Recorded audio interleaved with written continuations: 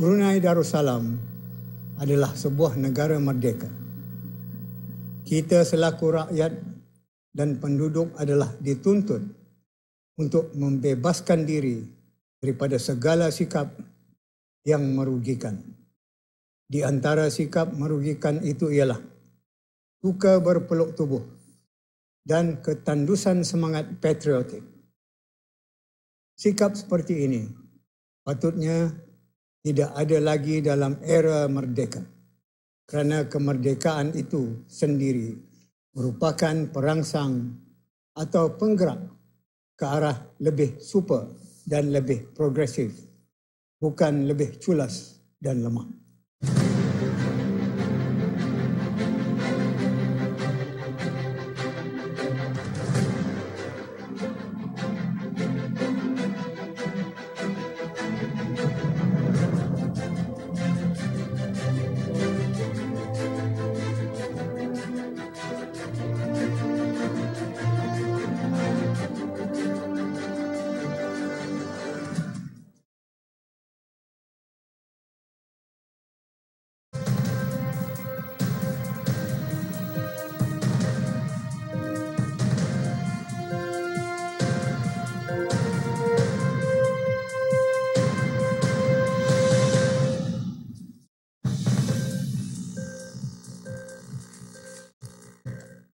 Assalamualaikum warahmatullahi wabarakatuh. Bismillahirrahmanirrahim. Saya Wazna Fakran Osman bersama Auda dalam Berita Nasional. Berita utama malam ini. Kebawah Duli Yang Maha Mulia Paduka Seri Baginda Sultan dan Yang di-Pertuan Negara Brunei Darussalam dan Kebawah Duli Yang Maha Mulia Paduka Seri Baginda Raja Isteri berkenan menerima menghadap Ketua Menteri Sabah dan Isteri.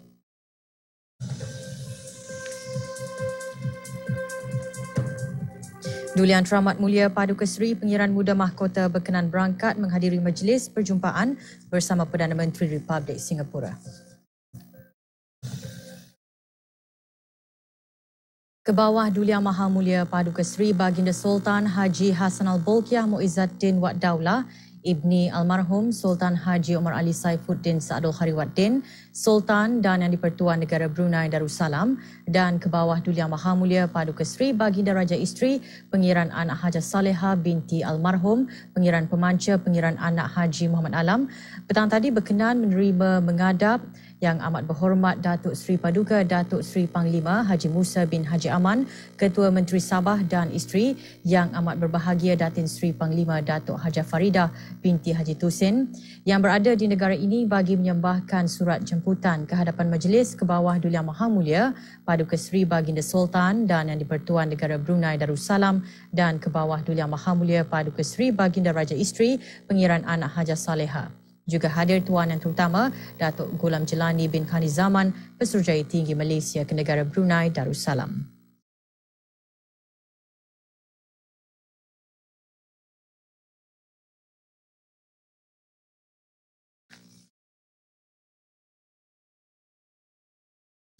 Duli Yang Teramat Mulia Paduka Seri Pengiran Muda Mahkota Pengiran Muda Haji Al-Muhtadi Billah Ibni Kebawah Duli Yang Maha Mulia Paduka Seri Baginda Sultan Haji Hassanal Bolkiah Muizzaddin Wad Daulah Menteri Kanan di Jabatan Perdana Menteri berkenan mengadakan perjumpaan dengan Tuan Yang Terutama Lee Hsien Loong, Perdana Menteri Republik Singapura di hari pertama keberangkatan Duli Yang Teramat Mulia menghadiri program Pemimpin-Pemimpin Muda kali keempat.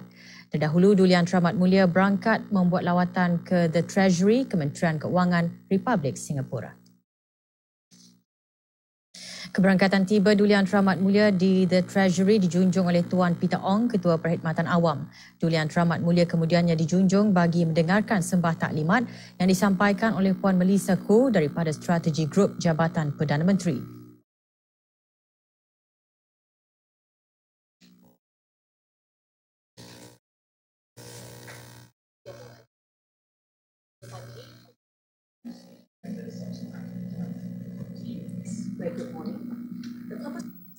Pada sebelah tengah hari, Duli Yang Teramat Mulia Paduka Seri Pengiran Muda Mahkota berkenan berangkat menghadiri majlis perjumpaan bersama Tuan Yang Terutama Lee Hsien Loong, Perdana Menteri Republik Singapura di Istana. Keberangkatan tiba Duli Yang Teramat Mulia di Istana dialu-alukan oleh Tuan Yang Terutama Lee Hsien Loong.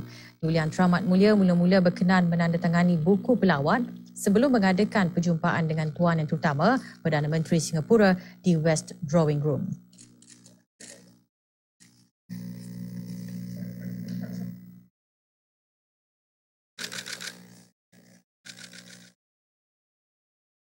Duli Yang Teramat Mulia seterusnya dijunjung bagi majlis santap tengah hari. Juga hadir Tuan Yang Terutama Dr. Vivian Balakrishnan, Menteri Hal Ehwal Luar, Tuan Yang Terutama Grace Fu, Menteri Kebudayaan Komuniti dan Belia, Tuan Yang Terutama Ong Ye Kung, Menteri Pendidikan, Pengajian Tinggi dan Kemahiran dan Menteri Pertahanan kedua.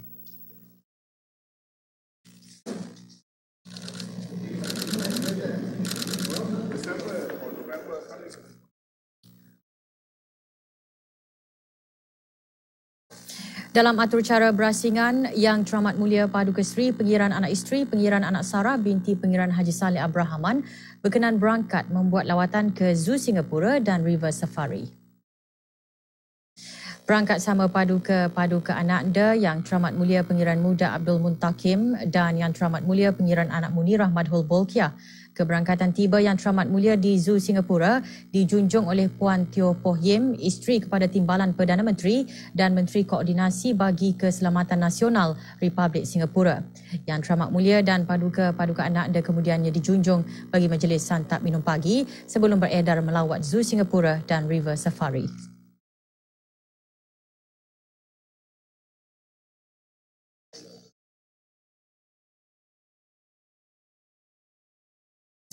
Tema sambutan ulang tahun ke-33 Hari Kebangsaan menjayakan wawasan negara, mendukung hasrat murni dan wawasan jauh ke bawah Duli Yang Maha Mulia. Teruskan bersama Berita Nasional.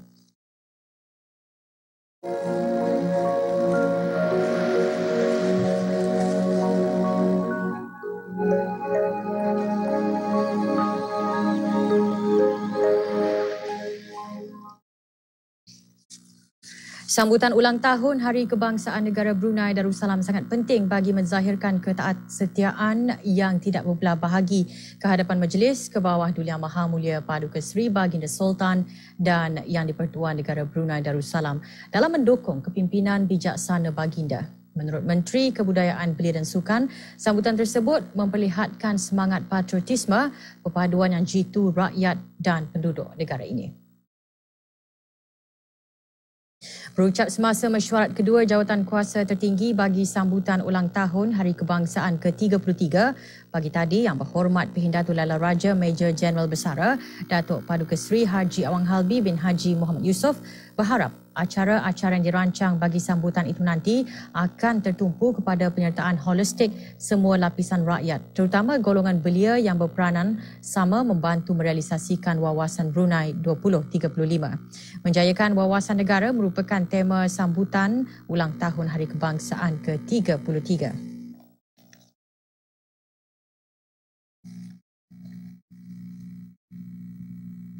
InsyaAllah, melalui tema sambutan yang baharu ini, diharap akan dapat mendukung hasrat murni dan wawasan jauh ke bawah Duli Yang Maha Mulia Paduka Seri Baginda Sultan Yang Pertama Darussalam dalam wawasan negara 2035 dan untuk menjadikan negara Darussalam sebuah negara zikir yang berasaskan pada konsep Melayu Islam Beraja dan insyaAllah akan mendapat tahap baldatun taibatun warabbun ghafur. Mesyuarat berlangsung di Kementerian Kebudayaan Belia dan Sukan. Antara yang hadir yang Amat Mulia Pengiran Lela Chatria Sahibun Najabah, Pengiran Anak Haji Abdul Aziz bin Pengiran Jaya Negara, Pengiran Haji Abu Bakar yang di-Pertua Adat Istiadat Negara. Orang ramai kini mempunyai pilihan dalam mendapatkan perkhidmatan penyewaan kenderaan yang lebih bersistematik dan mesra pengguna melalui perkhidmatan yang ditawarkan oleh sebuah syarikat tempatan yang dilancarkan pagi tadi di Times Square, Rakas. Rasmian syarikat Better Sdn Bhd disempurnakan oleh Yang Berhormat Datuk Seri Setia Awang Haji Mustafa bin Haji Sirat, Menteri Perhubungan. Sempena perasmian, Expo Kenderaan juga diadakan sehingga 4 Disember depan dari pukul 10 pagi hingga 9 malam, kecuali hari Jumaat dari pukul 10 pagi hingga 12 tengah hari dan dari pukul 2 petang hingga 9 malam.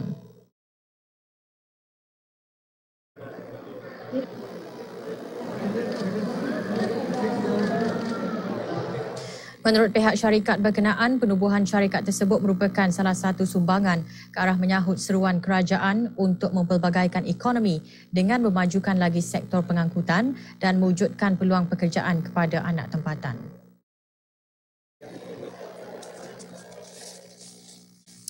Institusi Beraja Brunei dan Islam adalah nama tajuk syarahan yang disampaikan oleh Yang Berhormat Pihin Jawatan Luar Perkemaraja Datuk Seri Utama Dr. Ustaz Haji Awang Muhammad Zain bin Haji Serudin, mantan Menteri Hal Ehwal Agama di Universiti Islam Malaysia. Yang Berhormat berlepas ke Malaysia hari ini atas undangan Presiden Universiti Islam Malaysia.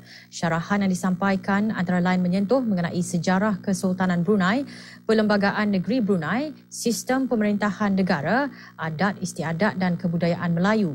Ceramah diadakan semasa kegiatan ilmiah universiti berkenaan dikenali sebagai Syarahan Dewan Al-Amir yang bertujuan bagi memberi peluang kepada tokoh-tokoh jemputan khas bagi membicarakan perkara-perkara tertentu mengenai politik dan pentadbiran negara. Pengguna bijak aplikasi mudah alih yang fungsi utamanya untuk membuat tinjauan dan perbandingan harga barangan keperluan harian oleh para pengguna. Jelasannya seketika nanti. Berikut adalah aliran proses pembayaran kerajaan. Bagi setiap pembekalan barangan atau perkhidmatan kerja, pembekal hendaklah menerima dokumen iaitu purchase order daripada Treasury Accounting and Financial Information System (TAFIS) yang dikeluarkan oleh kementerian atau jabatan berkenaan. Dokumen tersebut akan memberikan kepastian kepada pembekal bahawa pengurusan pembelian telah dimasukkan ke dalam TAFIS dan peruntukan bagi membayarnya adalah tersedia.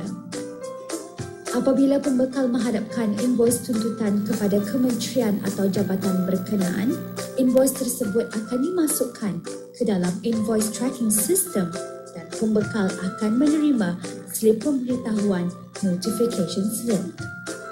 Invoice seterusnya akan diserahkan ke bahagian kewangan di kementerian atau jabatan berkenaan untuk diluluskan oleh pegawai pengawal iaitu first approver dan seterusnya dihadapkan ke jabatan perbendaharaan untuk diluluskan oleh pegawai kewangan iaitu second approver. Jumlah wanita yang menceburi bidang perniagaan dan perusahaan semakin meningkat. Bahkan ramai yang sudah berjaya menjadi tokoh usahawan wanita terkemuka sehingga keluar negara. Beberapa orang usahawan wanita tempatan mendedahkan kejayaan dan pengalaman masing-masing semasa sesi perkongsian pengalaman dari zero menjadi hero pagi tadi. Sesi dianjurkan oleh Majlis Perniagaan Wanita dengan kerjasama Jabatan Penerangan. Lebih 100 orang wanita dari pelbagai agensi kerajaan dan swasta menghadiri sesi tersebut. Melalui sesi seumpamanya, jadi hasrat dapat menjadi pendorong dan menggalakkan para pengusaha wanita baru untuk mempelajari kejayaan tokoh bisnes wanita berkenaan dari pelbagai sektor. 3 usahawan wanita tempatan yang ditemui mengongsikan pengalaman dan jerih payah yang dihadapi sebelum berjaya.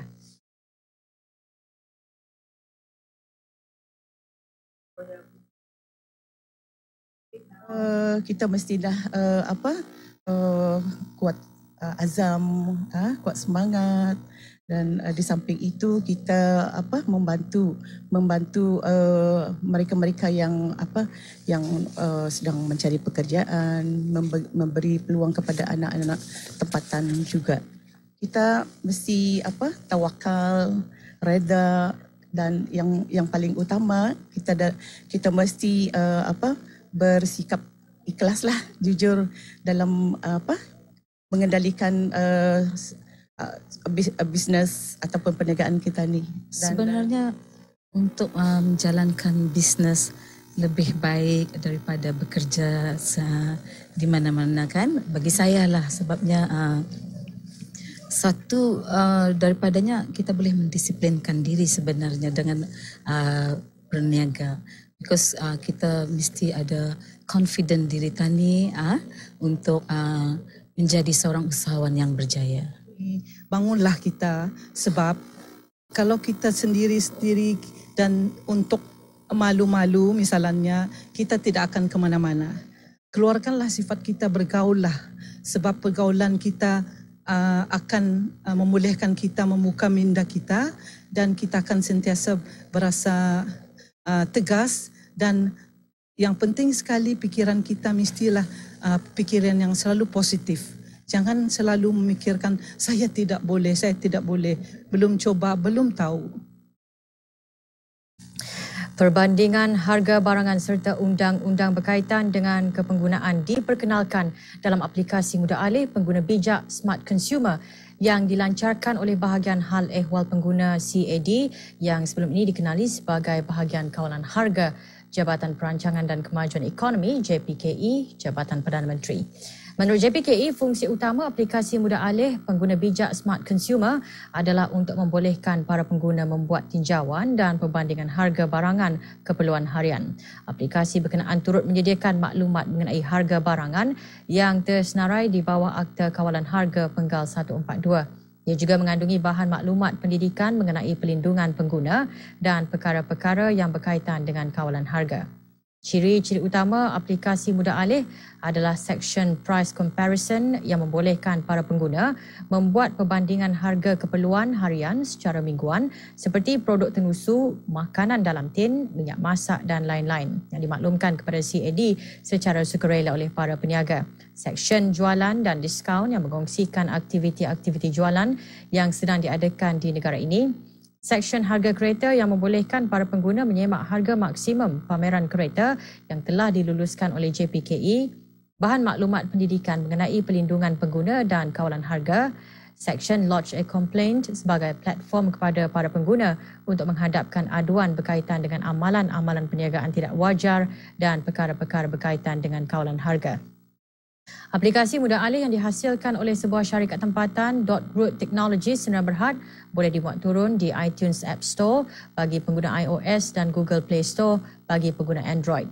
Bagi maklumat lanjut, hubungi JPKE melalui CAD di talian 223-0223 semasa waktu pejabat atau Facebook www.facebook.com/aduan pengguna JPKE atau email di aduanpengguna@jpke.gov.pn.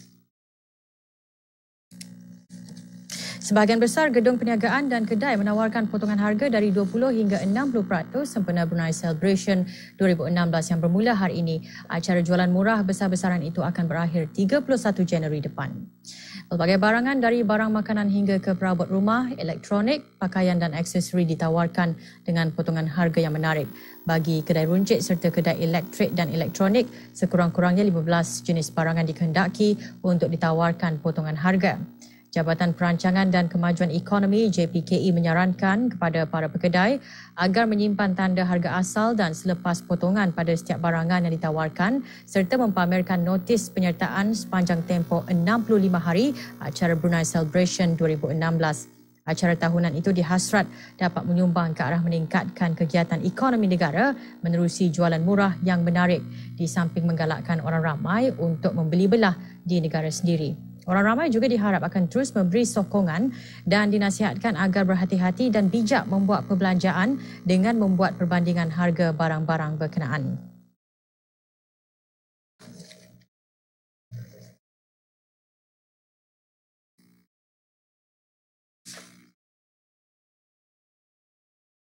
We hope can more customer come and shop in our shop, and then we have a lot of bundle deal promotion for this Brunei celebration.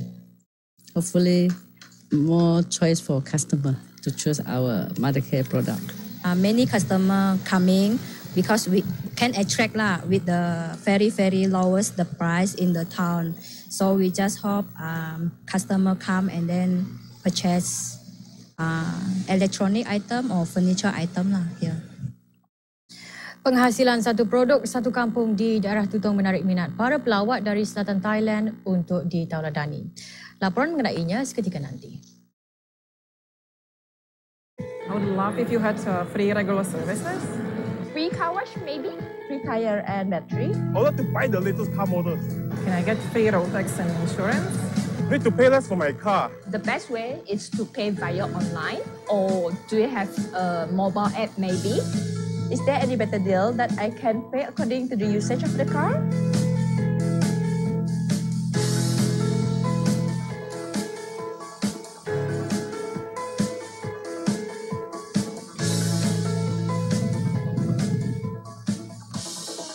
it's gonna be better.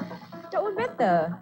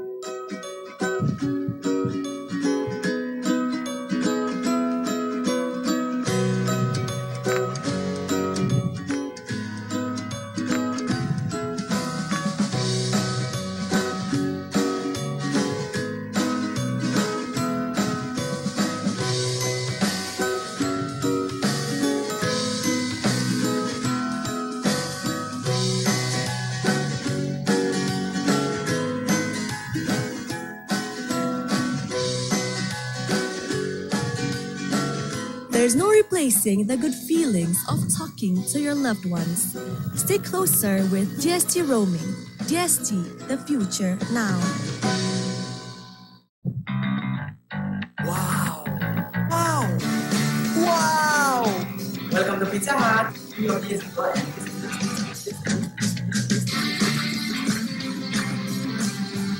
Dapatkan wow deals dari Pizza Hut. Dapatkan pan pizza serendah RM5 hanya untuk bawa balik dan makan di restoran sahaja. Masa adalah terhad.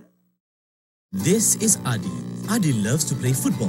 Adi also loves his family of 7 and they all love to do different things. So how can Adi make sure his family can enjoy all their different activities? Well, it's simple. Adi drives a Toyota Sienta with its spacious 7-seat cabin, amazing fuel efficiency and delightfully convenient features such as rear sliding door and keyless entry.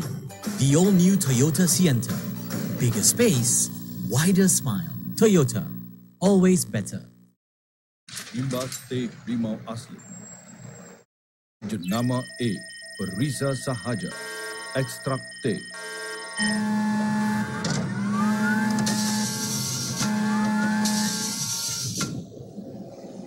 Hoka. Jus limau asli. Daun teh asli. Hoka Ice Lemon Tea. Pilihan yang sebenarnya untuk Auda. Hoka. Selama 20 tahun, kami turut membantu membina negara.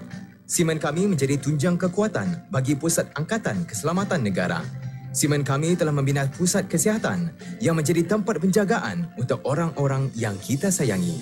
Simen kami telah membina jambatan-jambatan yang menghubung dan menyatukan kita. Simen kami telah menjadi asas pembinaan lapangan terbang yang membolehkan kita menerokai seluruh pelosok dunia. Simen kami telah membina sekolah-sekolah untuk generasi muda demi masa depan yang lebih cerah. Dan simen kami telah mendindingi rumah kediaman kita yang menempatkan segala kenangan milik kita. Di BHC, kami telah membina negara selama 20 tahun untuk hari ini dan generasi seterusnya. What is intuition? To be warned of troubles ahead and know when it's time to change direction. A sixth sense that moves you away from danger at just the right moment. Welcome to the era of intuitive driving. The all-new E-Class, a masterpiece of intelligence. Mercedes-Benz, the best.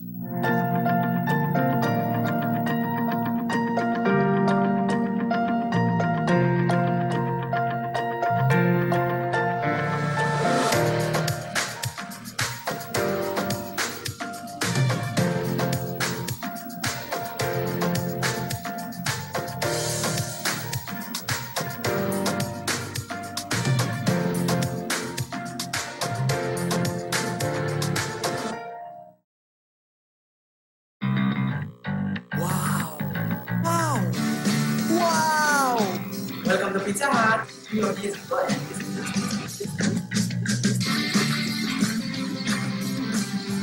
Dapatkan wow deals dari Pizza Hut. Dapatkan pan pizza serendah RM5 hanya untuk bawa balik dan makan di restoran sahaja. Masa adalah terhad. Perkhidmatan Kaunseling dan Seliaan Penjara PKSP berjaya membantu bekas-bekas penghuni penjara untuk menjalani program pemulihan dengan lebih berkesan. Program tersebut dilaksanakan oleh Jabatan Penjara dengan kerjasama dan dukungan dari agensi kerajaan dan bukan kerajaan seperti Yayasan Sultan Haji Hassanal Bolkiah, Jabatan Hal Ehwal Masjid dan Sumbangsih Mulia. Melalui program tersebut, beberapa orang bekas penghuni penjara atau yang kini dikenali sebagai rakan seliaan benar-benar kembali ke pangkal jalan dengan mempunyai pekerjaan termasuk menjadi pembantu marbot, pencuci kereta dan penjaja. Butiran lanjut mengenai program tersebut dapat diikuti dalam dokumentari terbitan RTB bertajuk Menyusur Jalan Pulang pada pukul 9.30 malam esok di RTB1.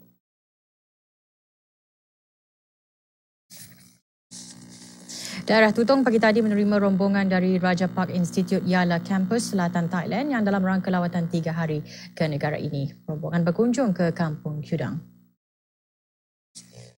Rombongan 45 orang itu yang diketuai penolong Profesor Kasim bin Chawong, pengarah Raja Park Institute Yala Campus, terdiri daripada penghulu dan ketua kampung wilayah Narathiwat Selatan Thailand serta pensyarah-pensyarah dan mahasiswi dari institut tersebut. Semasa lawatan, rombongan diberikan taklimat mengenai pemrosesan teh herba 3 MPK dan melawat ke beberapa tempat, antaranya Galeri Arifin bagi mengenali kebudayaan, kesenian dan kemasyarakatan yang terdapat di Kampung Kudang. Dalam bagian keluarga yang macam satu produk satu kampung di Tutong ini, satu teladan yang baik untuk kita boleh kerjasama antara kita orang Thailand dengan Brunei. Kerana di Tutong ini satu tempat yang cermelang bagi yang produk-produk yang satu produk satu kampung. Sama di Thailand satu produk satu otop satu tambun dia panggil. Sama juga. Bekalan air di sebahagian kawasan daerah Temburong akan mengalami gangguan dan tekanan rendah terutama sekali bagi kawasan yang tinggi lusa. Ikuti maklumat mengenainya.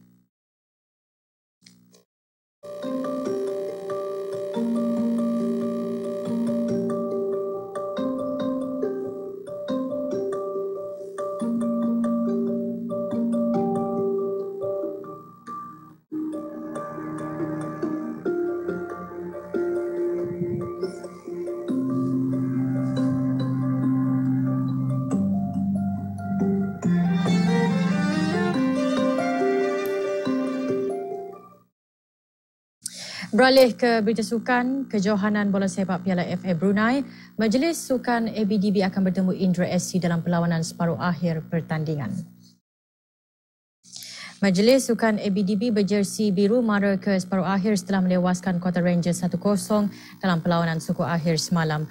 Gol kemenangan Majlis Sukan ABDB dijaringkan oleh Abdul Azizi Ali Rahman 3 minit selepas separuh masa kedua bermula.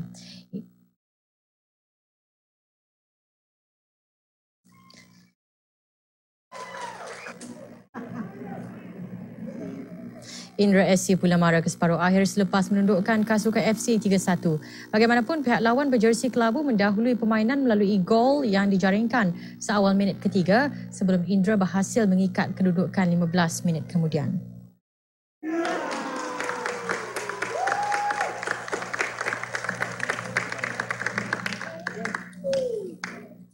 Dua lagi jaringan Indra SC dihasilkan pada minit-minit ke-56 dan 64. Perlawanan antara Indra SC dan Kasukan FC juga berlangsung semalam.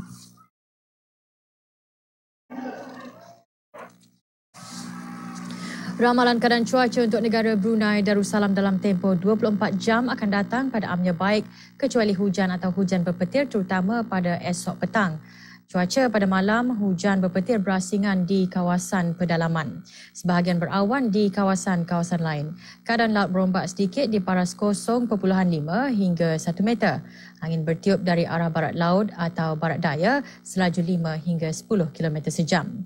Bagi esok pula pada amnya cerah, keadaan laut berombak sedikit di paras 0.5 hingga 1 meter. Angin bertiup dari arah barat daya selaju 5 hingga 15 km sejam. Petang esok pula sebahagian berawan dengan berkemungkinan hujan atau hujan berpetir menjejaskan beberapa kawasan negara. Risiko banjir kilat semasa hujan lebat berpanjangan terutama di kawasan rendah dan mudah banjir. Keadaan laut berombak sedikit di paras 0.5 hingga 1 meter. Angin bertiup dari arah barat daya selaju 10 hingga 25 km sejam. Wallahualam bissawab. Sekarang disampaikan keadaan nisab zakat wang dan harta untuk hari ini.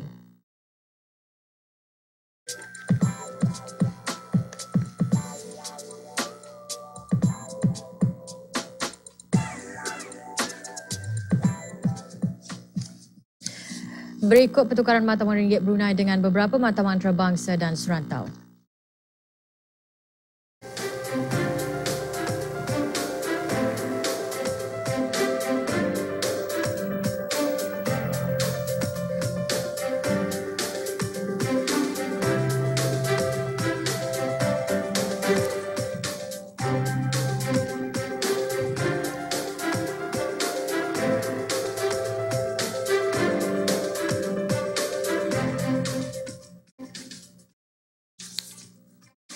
Teruskan bersama kami untuk mengikuti berita antarabangsa dalam berita dunia selepas ini.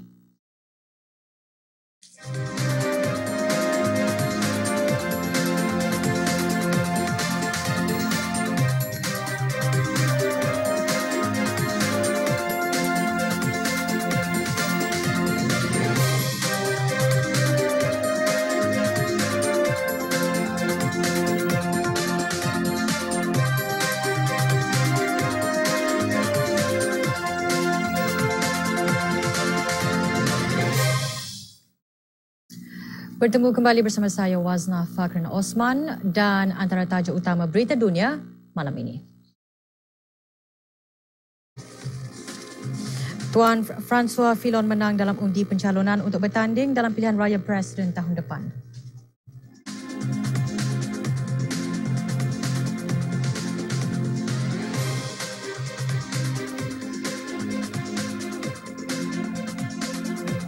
Ribuan penduduk melarikan diri ketika tentera mara ke timur Aleppo yang dikawal pemisah.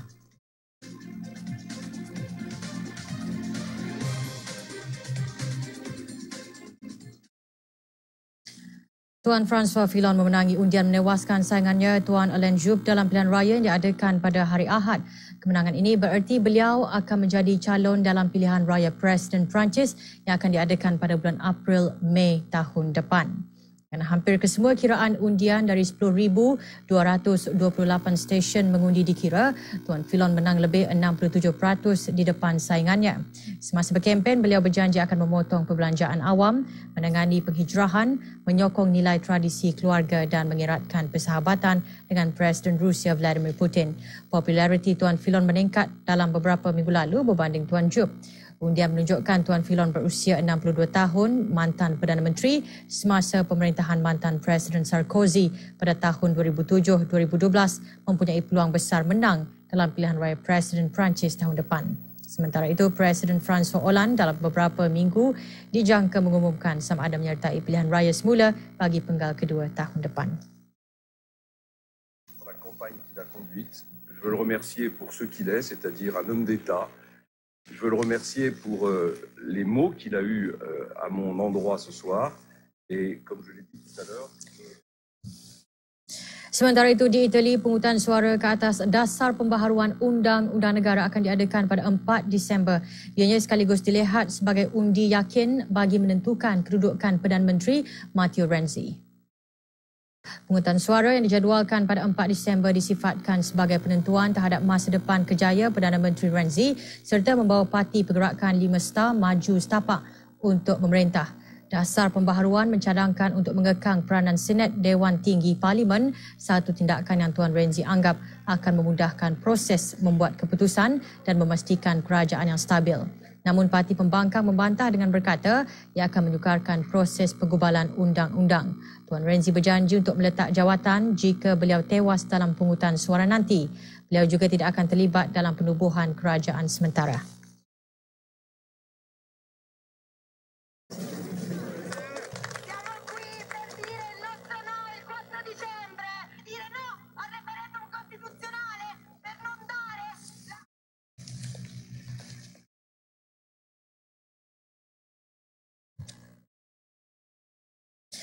Pertubuhan Pemerhati Hak Asasi Manusia Syria melaporkan hampir 10,000 orang melarikan diri dari timur Aleppo dan mencari perlindungan di beberapa kawasan yang dikawal kerajaan dan kejiranan Sheikh Maksud.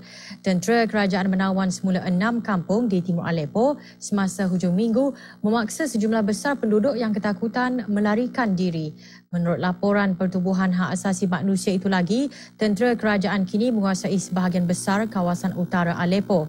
Dan semasa hujung minggu, pihak tentera menguasai kampung Jabal Badra, Ba'din, Inzarat, Al-Sakan, Al-Shabi dan Ain Al-Tal. Semasa kemarahan askar-askar kerajaan, ratusan penduduk yang melarikan diri dikerah menaiki bas untuk dibawa ke tempat perlindungan sementara. Mereka dihantar ke pos kawalan sempadan Riz di Bandar Bustan Al-Basha sebelum dipindahkan ke tempat lain. Sebahagian penduduk tiba lebih awal di pinggir Jaborin yang dikawal kerajaan dan diberi bantuan makanan dan perubatan. Pasukan Palang Merah Syria mengagih-agihkan bantuan termasuk selimut dan ubat. Beberapa orang pelarian berkata anggota pemisah menembak ke arah mereka semasa melarikan diri dari kawasan yang dikepung.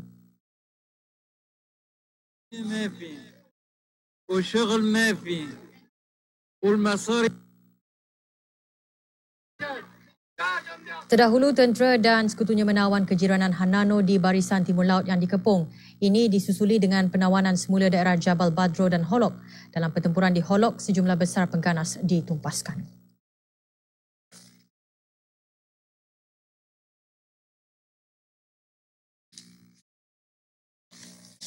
Sementara itu, tentera Rusia melaporkan pemindahan orang awam dari bandar Aleppo berjalan lancar dengan lebih 900 penduduk meninggalkan kawasan yang dikuasai pemisah sehari sebelum itu.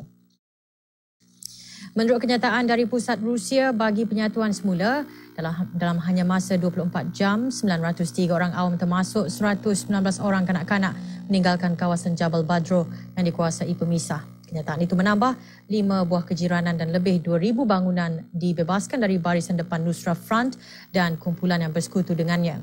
Rusia menaja gencatan senjata dan memudah cara pemindahan orang awam dari Aleppo sejak Amerika Syarikat menggantungkan rundingan dengan Rusia berhubung gencatan senjata di Syria awal Oktober lalu.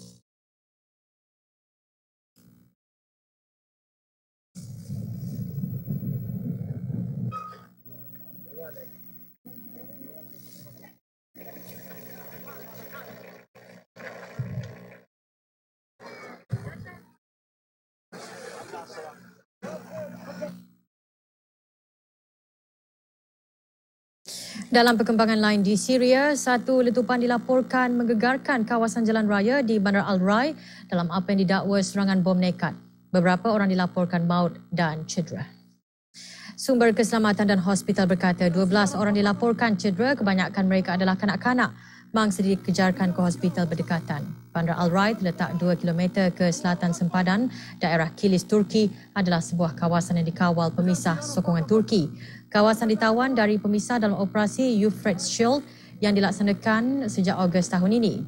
Menurut agensi berita Dogan Turki, sumber setempat melaporkan letupan punca dari bom kenderaan yang mengorbankan beberapa orang. Namun jumlah korban jiwa masih tidak dapat dipastikan.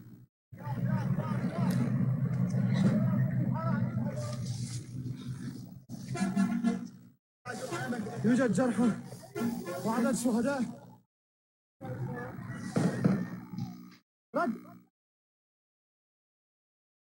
Masih lagi mengenai krisis Syria, agensi berita rasmi Turki Anadolu melaporkan kumpulan pelampau menggunakan senjata kimia dalam serangan ke atas pengikut parti pembangkang di utara Syria mencederakan 22 orang. Laporan dipetik daripada kenyataan yang dikeluarkan oleh pejabat ketua Turus Tentera. Menurut kenyataan, mereka yang cedera dirawat di Hospital Kilis di Turki. Bagaimanapun, pejabat pengurusan kecemasan dan bencana Turki yang menyiasat kejadian berkata mereka tidak menemui kesan kimia pada mangsa. Agensi Berita Anadolu memetik laporan siasatan sebagai berkata tiada unsur kimia dikesan dalam serangan roket oleh kumpulan pemisah. Menurutnya lagi, simptom yang dikesan pada mangsa kemungkinan berpunca daripada bahan gas pembedah mata selepas laporan awal mengatakan ia adalah serangan menggunakan gas kimia. Serangan menyasarkan kumpulan pemisah sokongan Turki yang mengepung Bandar Al-Bab yang dikawal pemisah semasa operasi Euphrates Shield. Operasi bertujuan untuk mengusir kumpulan pemisah dari sempadan Turki Syria. Menurut agensi berita Anadolu, kumpulan pelampau melancarkan serangan roket di kawasan Haliliye. Bagaimanapun, pihak tentera tidak dapat mengesahkan di mana serangan berlaku. Anggota pemisah Syria dihantar ke Hospital Kilis Turki kerana disyaki mengalami keracunan kimia selepas mereka mengadu sakit-sakit kepala berterusan. Bagaimanapun, Anadolu berkata analisis yang dikeluarkan oleh Agensi Kecemasan dan Bencana Turki AFAD tidak mengesan sebarang material dan kimia. AFAD mengesyaki senjata mengandungi bahan pemedih mata. Tidak ada keterangan lain dikeluarkan.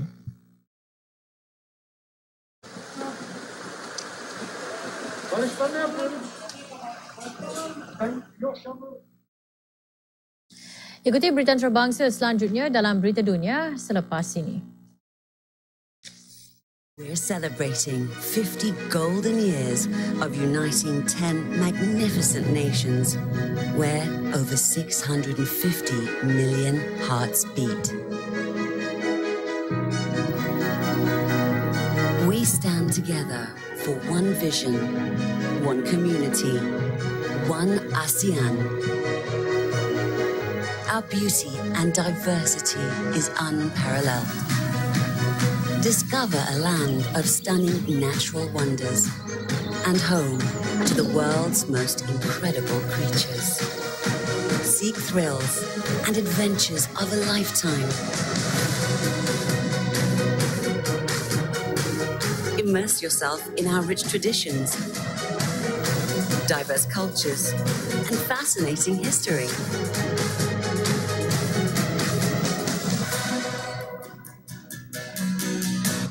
Feel the warmth of people with hearts of gold. Indulge in exquisite cuisines and fresh flavors.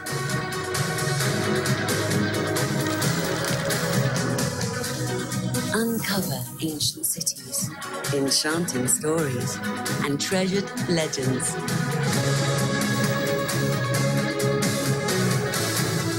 Witness history in the making. Marvel at vibrant cities, towering skyscrapers, and rapid transportation. Embrace the moment and make memories that will last forever.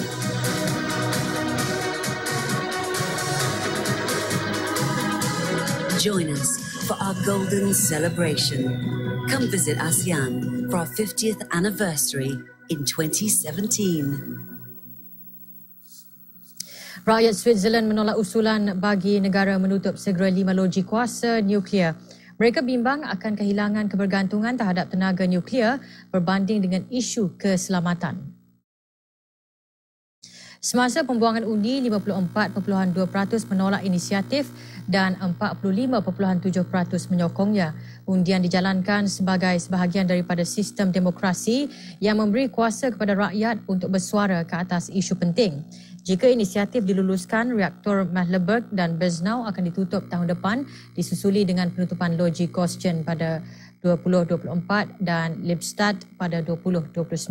Pihak kerajaan dan industri tidak bersetuju dengan alasan ia akan menyebabkan gangguan terhadap bekalan elektrik, kos yang lebih tinggi dan hilang kebergantungan ke atas tenaga kerana negara terpaksa bersandar kepada tenaga berasaskan arang batu yang dibekalkan oleh negara jiran Jerman. Jerman merancang untuk menutup loji-loji nuklear menjelang 2022 ekoran bencana 2011 di Jepun.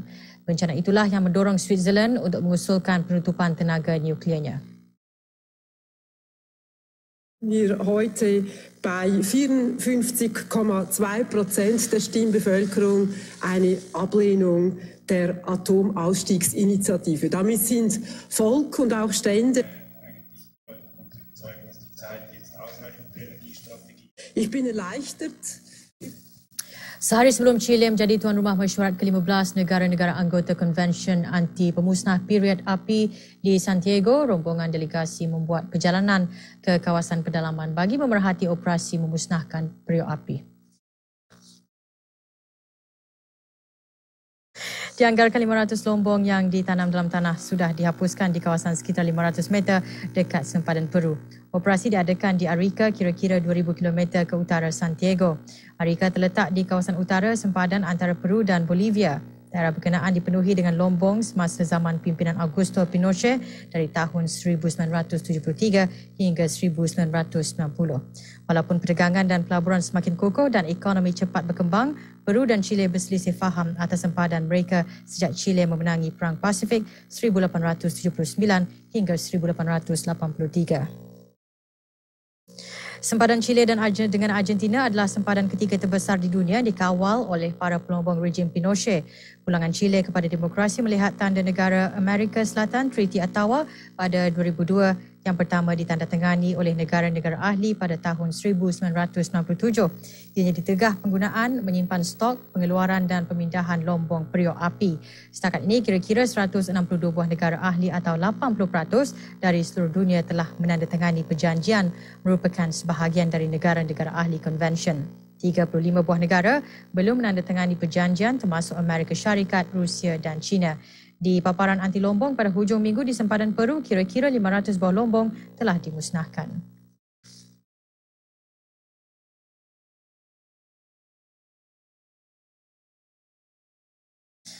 Footage rakaman dari pesawat tanpa juruterbang drone yang dikeluarkan menunjukkan kemusnahan dan kerosakan akibat banjir teruk dan tanah runtuh di beberapa bahagian wilayah Liguria, Itali. Di Rezo, sebuah perkampungan kecil di Liguria, tanah runtuh akibat hujan lebat meruntuhkan kediaman-kediaman akibat tekanan tanah lumpur dan serpihan batu bata. Ratusan penduduk dipindahkan di barat laut selepas berhari-hari dilanda hujan menyebabkan banjir paling buruk dan tanah runtuh di beberapa bandar terutama di wilayah Liguria dan Piedmont. Lebih banyak cuaca buruk diramalkan berlaku di wilayah berkenaan dalam beberapa hari akan datang.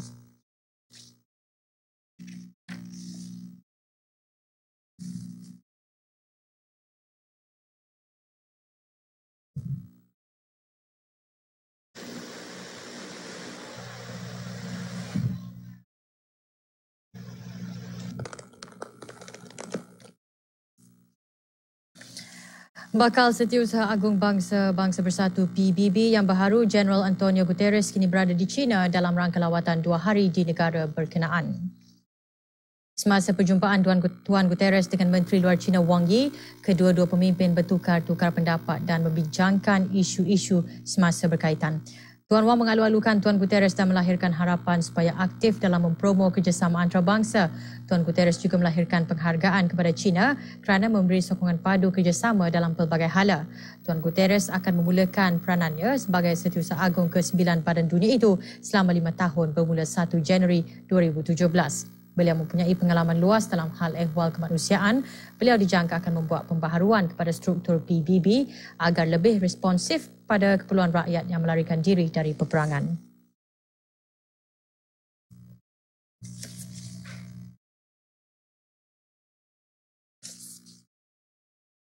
Forum Pelaburan Air 2 hari berlangsung di Arab Saudi bertujuan untuk merangsang pelaburan dalam sektor swasta dan meningkatkan keselamatan air di kerajaan itu. Forum tersebut adalah sebahagian daripada visi 2030 Arab Saudi untuk membaik pulih ekonominya, mengurangkan pergantungan kepada minyak dan pembaharuan sektor air dan tenaga. Berucap semasa forum, Menteri Alam Sekitar, Air dan Pertanian Abdul Rahman Al-Fadli berkata kerajaan negara itu mempunyai rancangan yang tinggi pada tahun-tahun akan datang.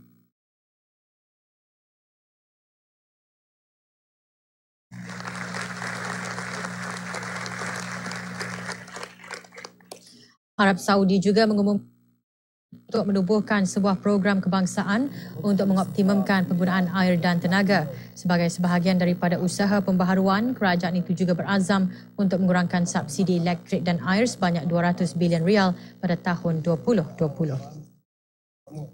تعزز مشاركة القطاع الخاص في المشاريع التنموية وتحقيق الاستدامة والأمن المائي. ثانياً شركاء الاستثمار في مجال إنتاج المياه المحلاة. Sejumlah besar kulit penyu, hawksbill dan kulit kepah yang besar dirampas oleh pegawai kastam di Bandar Pingxiang di wilayah autonomi Guangxi Zhuang, China. Kulit-kulit berkenaan dicampur dengan kulit bias yang lain dalam beg-beg di 6 buah kenderaan. Sebanyak 108 kulit penyu dan 17 tan kulit kepah dirampas. Permintaan pasaran bagi kulit-kulit tersebut semakin meningkat ketika produk itu menggantikan bahan jarang dijumpai dalam pembuatan kraft tangan atau objek yang bernilai tinggi. 4 orang suspek ditahan dan siasatan diteruskan. 这只应该是我们查获最大的海豚，不带头的体长达58厘米，这个体型是比较大的。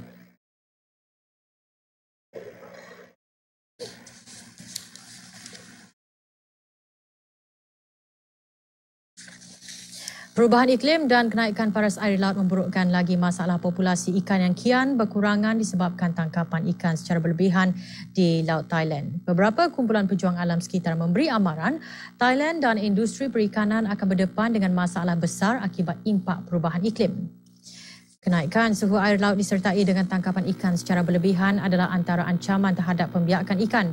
Ditambah lagi, bot-bot nelayan meneroka ke dalam zon larangan di laut dalam. Tambatan ikan samut Sakon terkenal sebagai pusat memunggah ikan makrel yang mempunyai nilai pasaran yang tinggi. Namun para nelayan mendakwa tiada tangkapan makrel sejak beberapa bulan kebelakangan. Satu-satunya spesies yang kekal membiak ialah ikan bulu. Mereka bimbang populasi ikan kini berkurangan dengan drastik dan terpaksa memasang pukat 3 atau 4 kali lebih lebar daripada ukuran biasa. Sasaran tangkapan juga lebih jauh ke lautan bagi mendapatkan hasil yang baik.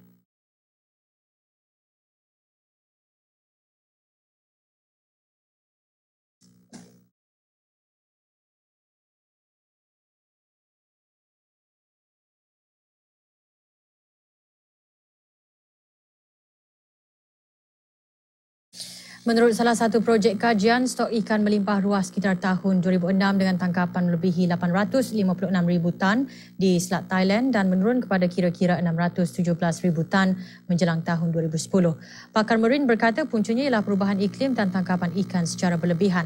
Pihak berkuasa bimbang gejala ini akan menjejaskan industri ekspor bernilai 481 juta euro ke Kesatuan Eropah dan mengancam mata pencarian lebih 300,000 orang yang bergantung kepada sektor perikanan.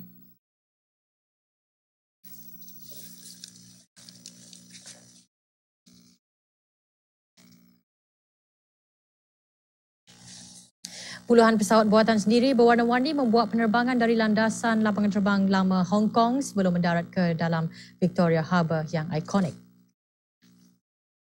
Sebanyak 41 buah pesawat terbang buatan sendiri dalam pelbagai bentuk menyertai pertandingan Red Bull Flag Tag melakukan penerbangan sehingga lebih 1 meter dan mendarat ke dalam air. Salah seorang peserta berkata beliau mencipta sebuah pesawat bertemakan watak yang terkenal daripada permainan Angry Birds dan berkata beliau menggambarkan pesawat tersebut sebagai mencerminkan rasa kemarahan penduduk terhadap situasi politik di negara itu. Acara ketiga Red Bull Flag Tag Hong Kong yang ketiga itu telah menarik ratusan penonton yang hadir.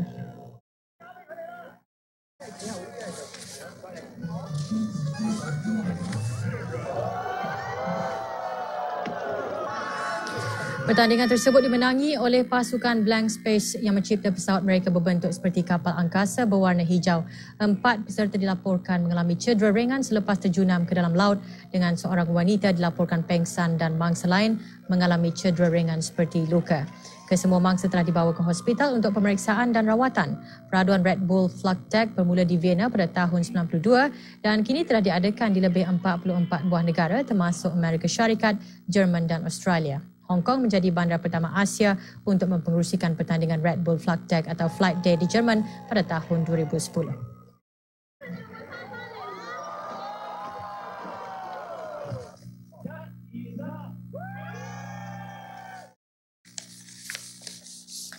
Akhir sekali kita renungkan hadis Rasulullah sallallahu alaihi wasallam yang diriwayatkan oleh At-Tahawi mengenai ganjaran mengamalkan apa yang diwajibkan Allah.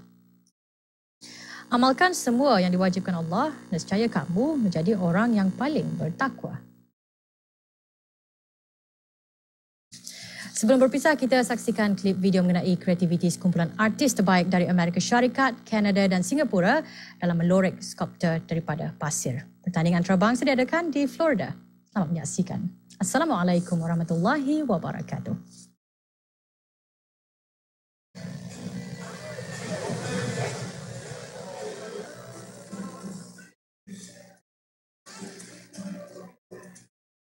the prizes. So by buying a raffle ticket, you got a good chance of winning some prizes, but we also have a voting card. A raffle ticket is also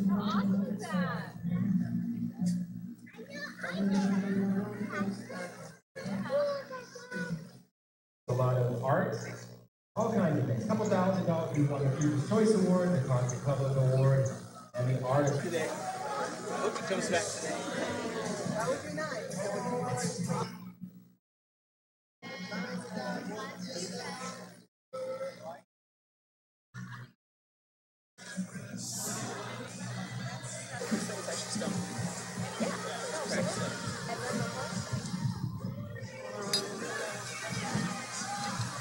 I'll tap you now in the air.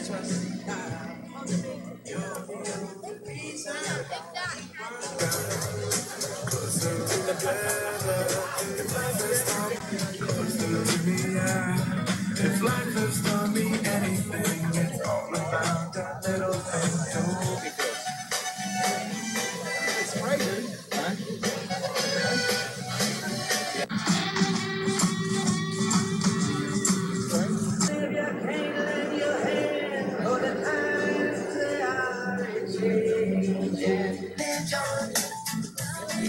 Killing it.